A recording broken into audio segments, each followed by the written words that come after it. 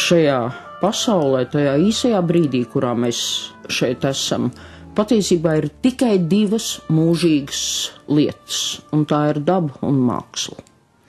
Viss pārējais ir nieks. Un daba un māksla ir tās, kas mums ļauj pašapzināties, jo patiesībā mums nekas nepieder. Un to mēs visbiežāk piemirstam. Kā es vienmēr smējos, ir tā, ka kurpis nonēsājas, kleitis iziet no modas, automašīnas sarūsē, mājas nodeg, bērni izaug un aiziet, mīļotie un draugi mūs pamet vai tiešā vai pārnestā nozīmē. Prāts nav mūsu, to veido skola, domātāji, tas, ko tu esi lasījis, respektīvi citu cilvēku atziņas, raksturu iedod audzināšana un apkārtējā vide, kurā tu esi spiests vairāk vai mazāk komunicēt.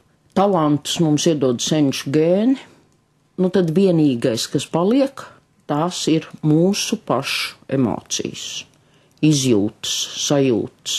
Tas ir vienīgais, kas ir mūsu, un vienīgais, kas mūsos kopj un attīst šīs lietas, tādā varbūt augstākā izpratnē nekā tikai sadzīviski noslīdējumi. Es teiktu, ko mēs katrs piedzīvojam, diemžēl, ja.